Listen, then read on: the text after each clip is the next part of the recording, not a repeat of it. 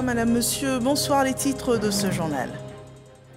Audience au palais présidentiel. Le chef de l'État recevait ce jour le président directeur général de Binance, une des plus grandes plateformes d'échange de crypto-monnaies au monde. L'inclusion de cette activité dans les échanges commerciaux en Côte d'Ivoire a été abordée.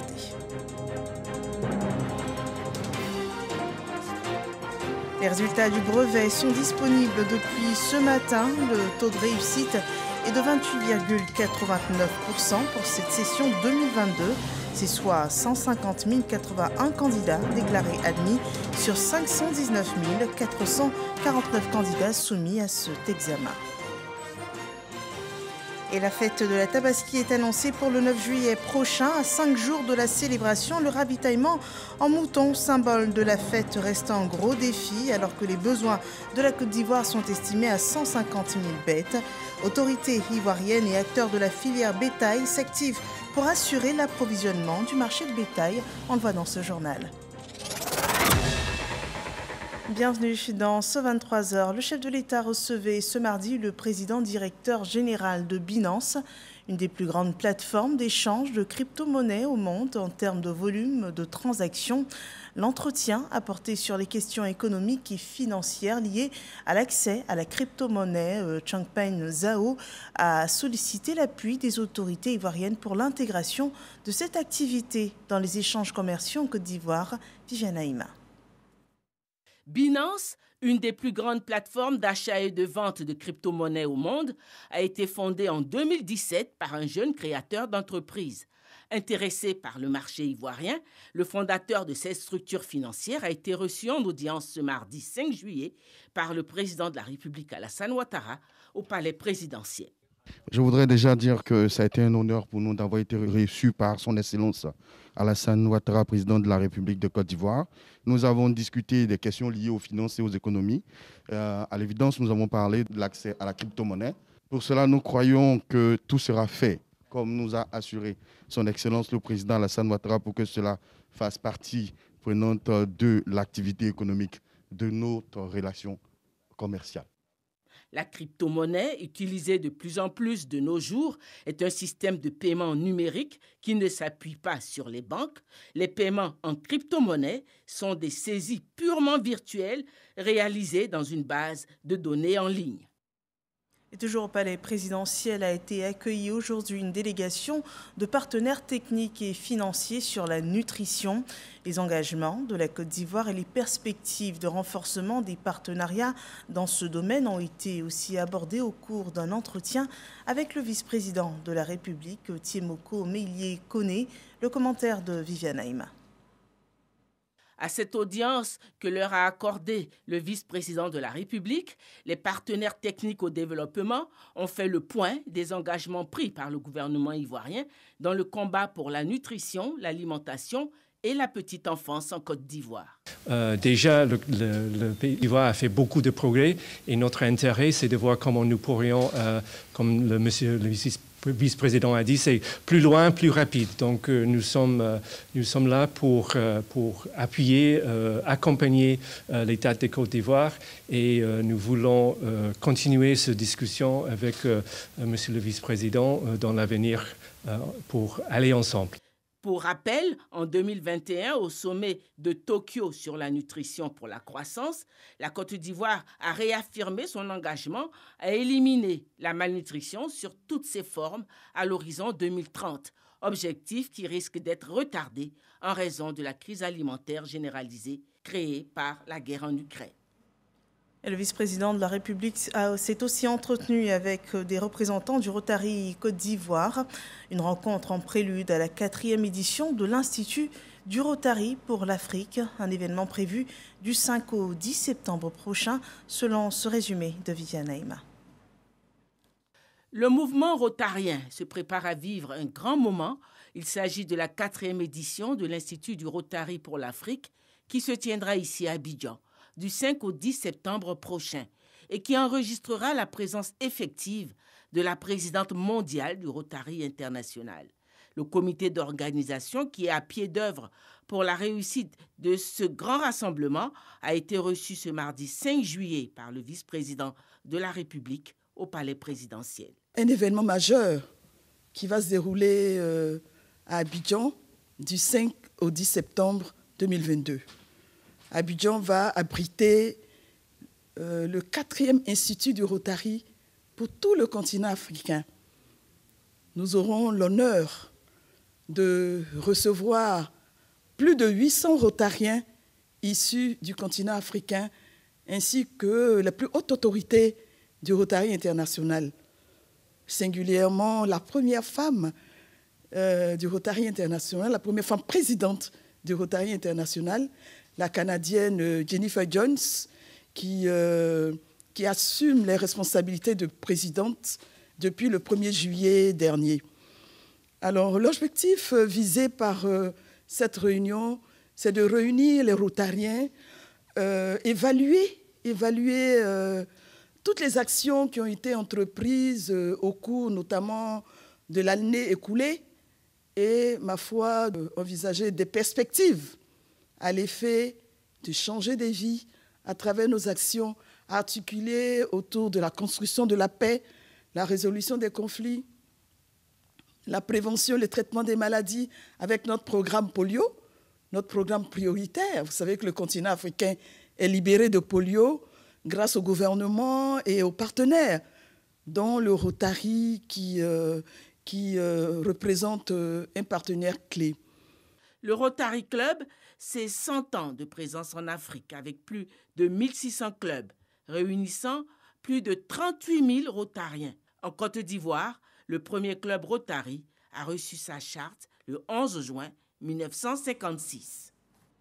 Et cet autre sujet en une de ce journal, les résultats du brevet d'études de premier cycle sont connus depuis ce matin. Pour cette session, le taux d'admission est de 28,89%, soit 150 081 déclarés admis sur 519 449 candidats ayant composé. Des chiffres annoncés par la direction des examens et concours du ministère de l'Éducation nationale. Sephora Zegui. 28,89% de taux de réussite au BEPC 2022. Mariam Nimagadosso, la directrice des examens et concours, l'a annoncé à la presse ce mardi 5 juillet. 519 449 candidats étaient effectivement présents dans les centres de composition.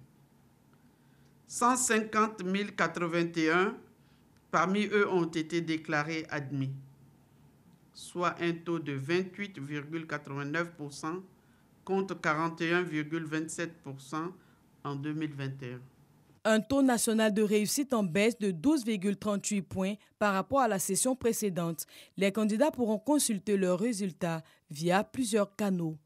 Ce mardi 5 juillet 2022, à 14 h, avec l'autorisation du ministre de l'Éducation nationale et de l'alphabétisation, les résultats du BEPC seront publiés dans tous les centres de composition.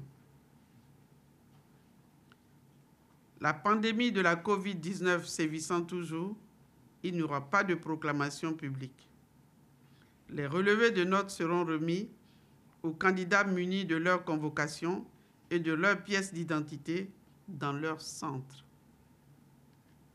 Ces résultats seront également mis en ligne au même moment sur le site internet de la DECO, www.men-deco.org.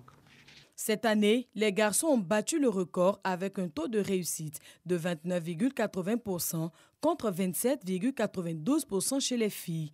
Il ne reste plus que 48 heures aux candidats pour introduire leurs réclamations dans leurs différents centres de composition. Et notre reporter Sephora Zegui revient sur la proclamation des résultats avec un taux de réussite de 28,89%. Il est certain qu'il y a eu des admis et des candidats à recaler à cet examen. Les centres de proclamation des résultats du brevet ont connu donc toutes sortes d'émotions. On regarde. À l'heure où les résultats tombent en direct sur Internet, ils étaient nombreux à s'être déplacés pour le traditionnel rituel, l'affichage au lycée moderne du Plateau. Cette année, c'est dans les salles de composition que les candidats récupèrent leurs résultats. Emmanuel et Sarah attendent avec impatience le verdict final. Pour le moment, dans ma tête, c'est un peu le flou total parce que j'ai vu qu'au journal, les taux étaient très bas. Je stresse un peu, mais j'ai confiance et je sais que je vais avoir. Quelques minutes d'attente et enfin les résultats. Explosion de joie chez nos candidats.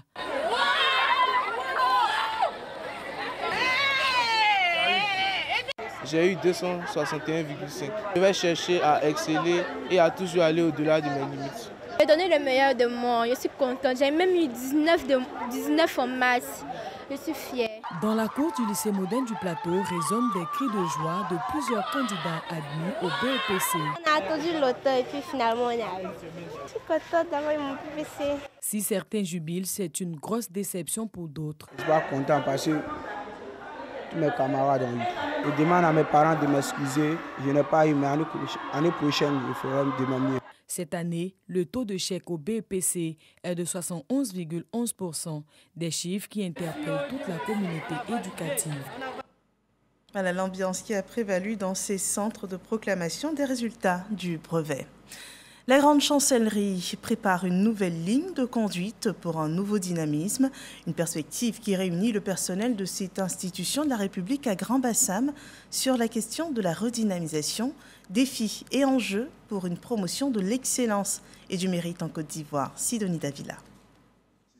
Une nouvelle orientation pour la Grande Chancellerie de l'Ordre national. La vision de Henriette Dagri-Diabaté se veut claire pour accompagner le programme de société du président de la République. Cette rencontre des agents de cette institution qui prône l'excellence est une étape importante dans la réforme. Concrètement, il s'agit de mettre en application les différents projets qui traduisent la vision que vous avez de l'institution. Madame la Grande Chancelière, en autorisant ce séminaire, vous avez voulu renforcer les capacités de tous vos collaborateurs en leur donnant des outils et des moyens nécessaires pour atteindre les résultats que vous nous avez fixés. Axé sur le thème « La redynamisation de la Grande Chancellerie, défis et enjeux pour une promotion de l'excellence et du mérite en Côte d'Ivoire », durant ces 3 jours de travaux, le séminaire de renforcement de capacités réunit une 50aine de participants. Henriette Dagri-Diabaté, la Grande Chancelière, appelle à une implication de tous. Le président de la République, à travers le décret numéro 2022-368 du 8 juin 2022, a marqué son soutien à l'orientation que je lui ai proposée. C'est donc avec une grande satisfaction que je constate votre rapide approbation et appropriation de cette nouvelle voie et le choix que vous avez fait. Je vous encourage donc, durant ce séminaire, à pousser loin la réflexion pour tracer les perspectives d'un renouveau de notre action. Au terme de ce séminaire, la tenue d'une assemblée générale pour la mise en place d'une mutuelle de la Grande Chancellerie pour une meilleure prise en compte des préoccupations des agents de cette institution.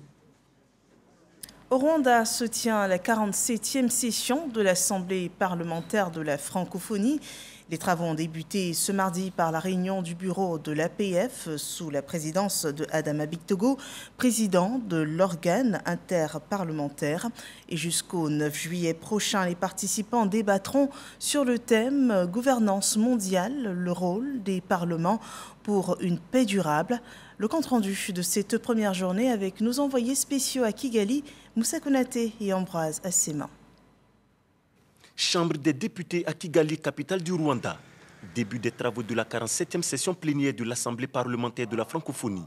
Première étape, la réunion du bureau de l'APF, réunion présidée par Adama Bictogo, président de l'Assemblée nationale et président de l'APF, avec la présence de Donatille Mukabalisa, la présidente de la Chambre des députés du Rwanda.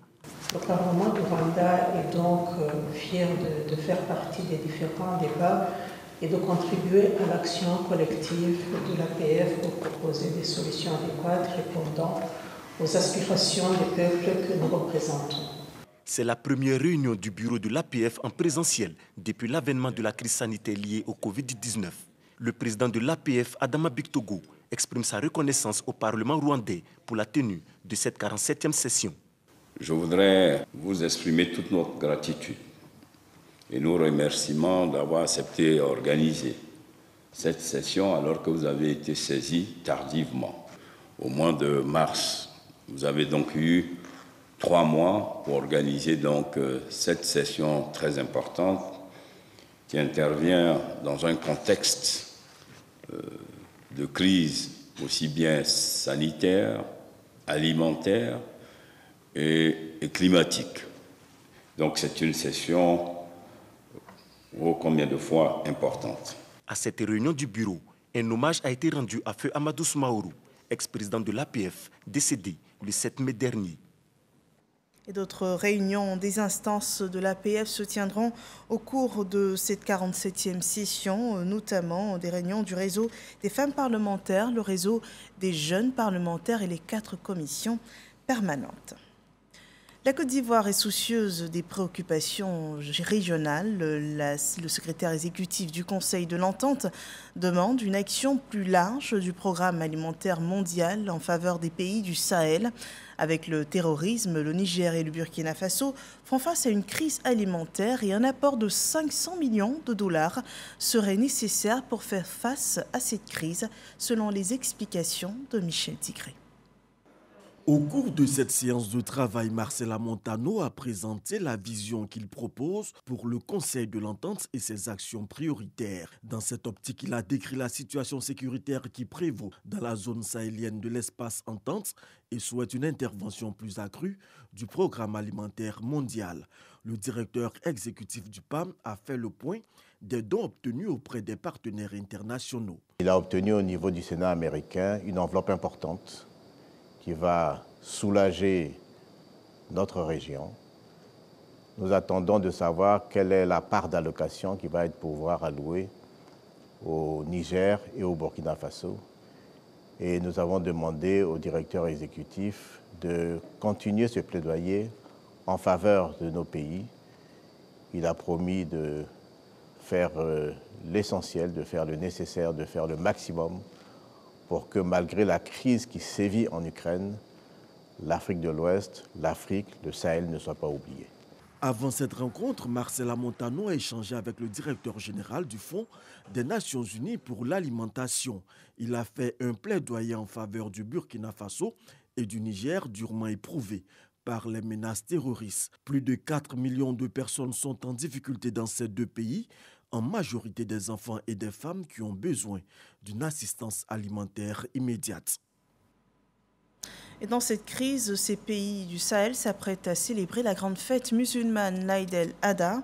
Et à ce propos, en Côte d'Ivoire, le Conseil supérieur des imams, des mosquées et des affaires islamiques, COSIM, et le CODIS, Conseil suprême des organisations et structures sunnites, informent la communauté nationale musulmane que la station d'Arafat aura lieu le vendredi 8 juillet 2022, correspondant au 9 de Zul-Hijja 1443 de l'Égypte. Par conséquent, la fête de Tabaski ou l'Aïd el-Kébir en Côte d'Ivoire aura lieu le samedi 9 juillet 2022, correspondant au 10 de Zul-Hijja 1443 de l'Égypte. À 5 jours de la Tabaski, le marché est approvisionné pour les besoins de la communauté musulmane, notamment le marché du bétail. Et à cet effet, la traditionnelle foire du mouton a même été lancée ce 5 juillet 2022 à l'abattoir de Port-Bouët. On le voit dans ce reportage de Jean-Louis Bangbo. Abattoir de Port-Bouët. Nous sommes à 4 jours de la fête de Tabaski et comme chaque année, c'est la même atmosphère qui prévaut. Incessant balai de camions chargés de vin et de bovins, négociations appuyées entre vendeurs et acheteurs. Et comme toujours, le coût du mouton au cœur des débats. On a eu le mouton à 270. Ce qu'on peut dire à ceux qui viennent, qu'ils s'apprêtent parce que cette année c'est vraiment dur. Avec le prix, c'est très dur. C'est dans cette ambiance que s'est ouverte la traditionnelle foire de la Tabaski, initiative du district d'Abidjan. À quelques jours de cette grande fête de la Tabaski, nous avons atteint plus de 90% de nos besoins en approvisionnement, aussi bien en bovin qu'en ovin. Mais la vente de bétail à la veille de la Tabaski se délocalise dans les autres communes d'Abidjan. C'est le cas de 13 villes, dont les acteurs ont eux aussi organisé une foire à l'image de celle qui se tient à Port-Boué, avec les mêmes réalités. On a eu trop de difficultés avec les moutons cette année, parce que tellement il n'y a pas de moutons. Bon, les étrangers sont venus, on se bouscule pour payer des moutons là. Notre grand souci, c'est l'approvisionnement. Parce que vu que dans les pays de la sous-région, il y a des soucis là-bas, ça fait qu'aujourd'hui, on a des problèmes.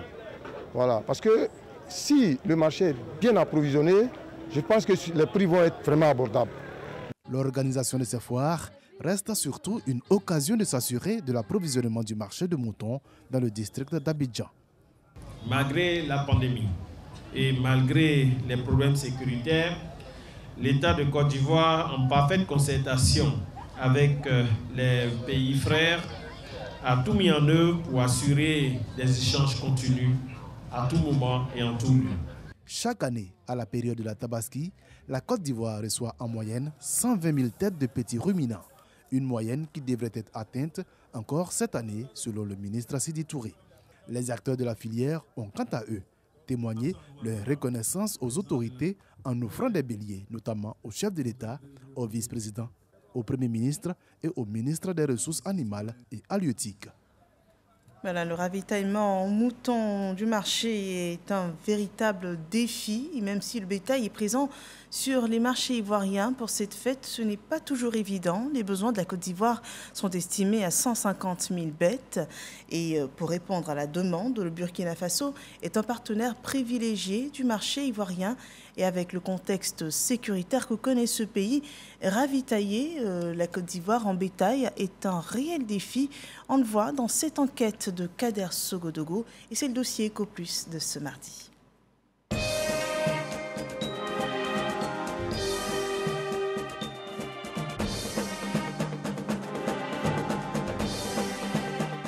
Poste douanier de Ouangolodougou. Des camions de moutons en provenance du Burkina Faso viennent de franchir le territoire ivoirien. Pendant 2 semaines jusqu'au 9 juillet, jour de l'Aïd el-Kébi, il en sera ainsi. Le marché du mouton. En la matière, la Côte d'Ivoire se présente comme un pays de grande consommation sans que la production locale n'ait décollé. Cette année, les choses semblent se compliquer. Tout le monde connaît la situation. C'est par rapport à ce qui se passe au Mali, au Burkina, entre le Niger, le terrorisme. Aujourd'hui, beaucoup de gens sont déplacés. Ils ont en difficulté de collecter même les animaux. Vers Dori, là même, ils sont sautés un pont. Ça ne dépasse même pas 4 jours aujourd'hui. Les commerçants ne disent pas le contraire. Bon, il n'y a pas de moutons même au Burkina. Il n'y a pas de moutons. À l'air, là même, le problème des moutons, là même, c'est très très difficile. Voilà. Puisque là où il y a des animaux, là, c'est vers le Sahel. Bon, on a trop de difficultés là-bas même.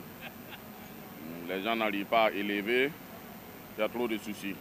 Pour cette année 2022, le ministère des Ressources animales et halieutiques a estimé les besoins de la Côte d'Ivoire à 150 000 têtes. Sidi Temoko Touré a invité les acteurs de la filière bétail et viande à faire face à la situation. Les gens ils sont prêts pour aller en Côte d'Ivoire parce qu'ils savent ce que le gouvernement ivoirien a fait comme des efforts. Aujourd'hui, à partir de Ouangolo jusqu'à Abidjan, les camions circulent librement. Exemple, ces arbres comme ça là, tu ne peux pas avoir ça, c'est au moins 150 000. Comme ça, tu vois, comme ça là. L'année passée, on payait ça à 50 000 ou bien moins de 50 000, 45 000. Cette année, si tu veux ça, c'est jusqu'à 62 000 ou bien 75 000.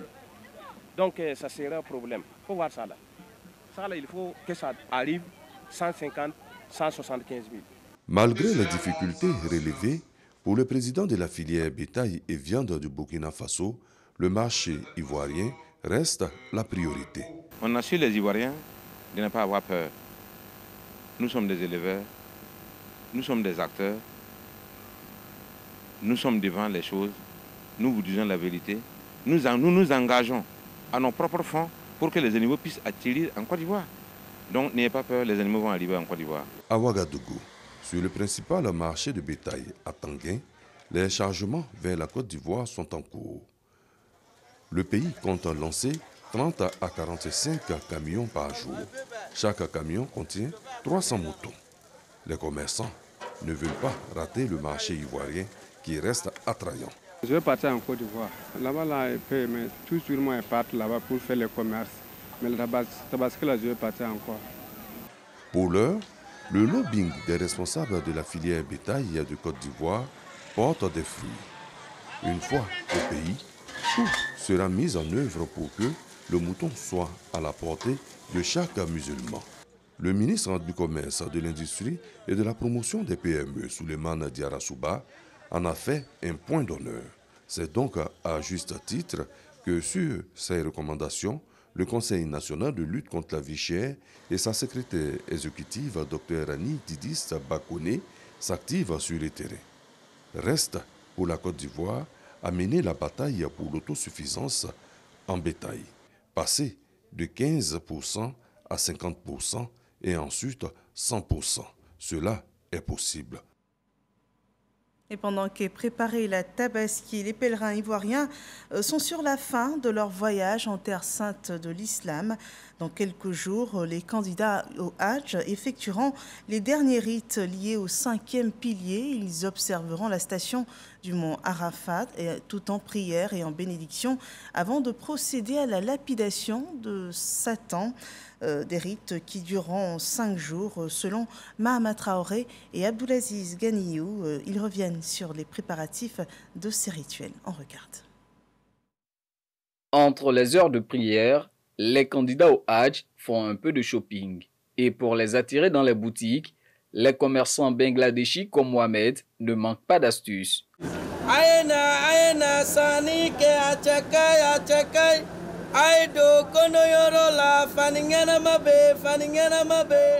Il dit avoir appris la langue malinké en 1 an, mais compte se perfectionner dans les mois à venir. Business oblige.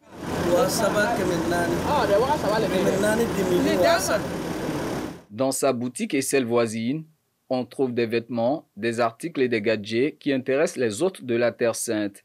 Chacun souhaite ramener au pays des souvenirs pour ses proches, mais là n'est pas l'essentiel. Il faut rester concentré car le pèlerinage n'est pas encore terminé. D'ultimes rites restent à accomplir dans les jours qui viennent. C'est le message que le commissariat du Hajj tente de faire passer auprès des impétrants au pèlerinage à travers ces différentes rencontres. Mina Arafat, Arafat revenir à Mousdalifa, de Mousdalifa revenir encore à Mina pour le séjour de Mina où il y aura la lapidation des différents stèles. C'est difficile ces 5 jours. Donc nous leur demandons, ceux qui ont l'habitude d'aller à 2 h du matin au haram, de prier ici dans la mosquée de l'hôtel, de se reposer pour que l'étape à venir soit facile pour eux. Les centres de santé aménagés par le commissariat du Hajj, eux, ne désemplissent pas. Certainement les effets de la forte chaleur, avoisinant les 50 degrés Celsius en Arabie Saoudite sur les candidats au Hajj. Les équipes sanitaires veillent également à la non-propagation de la Covid-19 au sein du contingent ivoirien. Nous avons distribué à chaque pèlerin sur le vol 50 masques pour qu'ils puissent utiliser ces masques-là durant tout le séjour. Et nous veillons à ce que ces masques-là soient utilisés comme il se doit. Mais il y a certaines mesures telles que la distanciation, ça c'est difficile. Mais en tout cas, les autres mesures par nos pèlerins sont respectées. Pour cette dernière étape, le défi est de taille. Pour le commissariat du Hajj, il s'agit d'assurer le déplacement, l'hébergement, la restauration et la sécurité de l'ensemble des 4 499 pèlerins ivoiriens sur les sites saints de Arafat, Mousdalifa et Mina, où ils dormiront à la Belle Étoile. Des activités qui se tiennent en pleine pandémie de Covid-19. Voyons d'ailleurs le point de la Côte d'Ivoire pour ce mardi.